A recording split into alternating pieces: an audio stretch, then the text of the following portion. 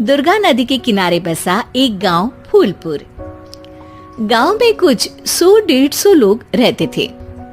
अंजलि, जो कि पास ही के जिले में रहती थी और 12वीं पास कर चुकी थी, उसके पिताजी ने बेटी को जल्दी विदा करने के लिए उसकी शादी फूलपुर गांव के मुकेश से करवा दी थी।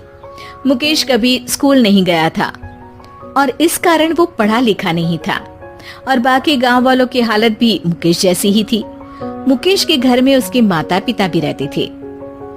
सासू माँ, मैं बाहर मंदिर तक जा रही हूँ, आधे घंटे में आ जाऊंगी। अरे अभी कहीं जाने की जरूरत नहीं है, चुपचाप जाके रसोई में रात के खाने की तैयारी करो। और ये घूंघट क्यों हटा लिया है तुमने? क्या पता नहीं कि इस गांव में औरतें बिना घूंघट के नहीं रहती? रात में अंजलि छत पर जाकर अपनी मम्मी से बात कर रही होती है। तभी गांव की 3-4 औरतें उसे देख लेती है और दरवाजे पर आकर उसकी सास से शिकायत करने लगती है। और क्या हुआ?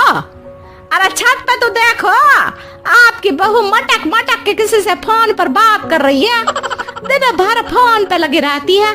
अरे कल तो मंदिर के पास वो क्या कहते हैं, सेल्फी ले रही थी। शहर की बहू रखना अच्छा शान की बात है, पर देखना इसके लक्षण से ये तो तुम्हारे परिवार को बदनाम ना कर दे। ये पहली बार नहीं था जब सास से गांव के लोगों ने अंजलि की बुराई या शिकायत नहीं की हो। अब तो ये रोज की बात थी।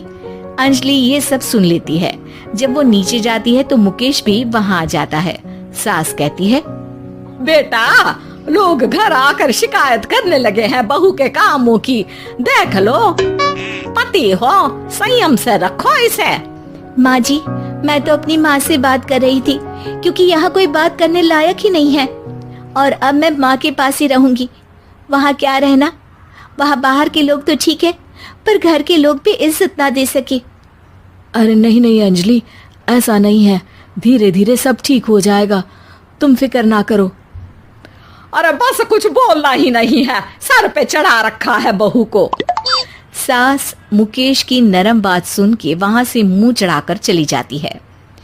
मैं तो कहती हूँ हम दोनों शहर चले जाते हैं। मैं पढ़ी लिखी हूँ, मुझे वहाँ नौकरी भी मिल जाएगी और थोड़े दिनों में आप भी वहाँ कुछ काम ढूंढ लेना। अरे नहीं नहीं अंजलि, हम यहाँ ना गांव का खेत, माँ पिताजी को छोड़कर शहर नहीं जा सकते। माँ पिताजी को कैसा लगेगा और गांव वाले क्या सोचेंगे? ये कहकर मुकेश सोने चला जाता है और अंजलि की गांव वालों द्वारा बुराई का सिलसिला बहुत दिनों तक चलता ही रहता है। लेकिन अंजलि गुस्सा ना दिखाते हुए समझदारी से काम लेती है।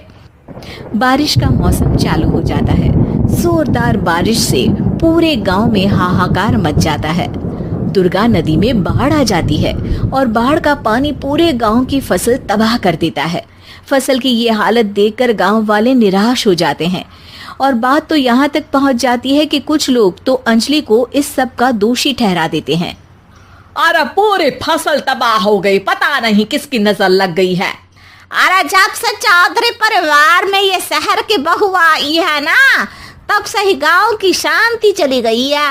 इसके कर्म कांड से माँ दुर्गा नदी भी खुश नहीं है। ये सब सुनकर बेचारी अंजलि रोते हुए अपने घर चली जाती है। कुछ दिन बाद सभी गांव वाले अपनी फसल का मुआवजा लेकर अपने अपने घर आते हैं। मुकेश भी 1500 लेकर आता है। अंजलि को जब पासबुक दिखाता है तो अंजलि हैरान हो जाती है। अरे, ये पासबुक में तो उन्होंने 4000 की एंट्री करी है और आपको सिर्फ 1500 दिए। सच में? अरे, वो सरकारी अफसर आपको बेवकूफ बना रहे हैं। सरकार की तरफ से हमें 4000 मिले हैं, लेकिन बाकी का सारा पैसा खुद ही खा रहे हैं। आप लोग के अनपढ़ होने का फायदा उठा रहे हैं। ये सब सुनकर मुकेश परेशान हो जाता है, लेकिन अंजलि उसे हिम्मत से काम लेने को कहती है और सुबह होते ही मुकेश को पंचायत कार्यालय ले जाती है और साथ में गांव के और लोगों को भी। आप सरकारी बाबू क्या गांव के लोगों को बेवकूफ समझते हैं?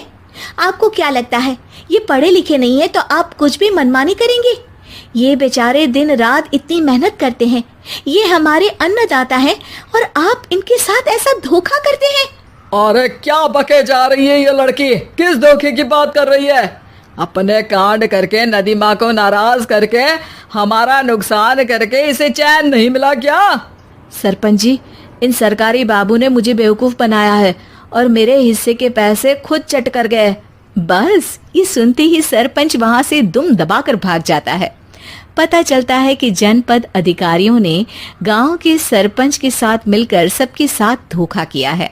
सब लोगों का विरोध शुरू हो जाता है और आखिर में अधिकारी सब गांव वालों के हिस्सों के बचे हुए पैसे उन्हें लौटा देते हैं और कई दिन तक सरपंच गांव में लौटता ही नहीं। अंजलि, तुम नहीं होती तो हम गांव वालों को तो पता ही नहीं चलता कि ये हमें हर बार बेवकूफ बनाते हैं। हाँ हाँ अंजलि बेटी, हमें माफ कर दो। हम सब तुम्हें बुरा भला कहते रहे, लेकिन तुमने ही आज हमें बेवकूफ बनाने से बचाया है। हमें तुम पर गर्व है बेटी। अब समझ आया कि सरपंच तुमसे नहीं, तुम्हारे पढ़े लिखे होने से नफरत करता था। क्यों ना इस बार हम अंजलि को ही सरपंच पद के लिए चुन ले? क्या कहते हो गांव वालों? पढ़ी लिखी सरपंच। बस पूरा गांव अंजलि के लिए ताली बजाता है और अंजलि की सास उसे खुशी से गले लगा लेती है।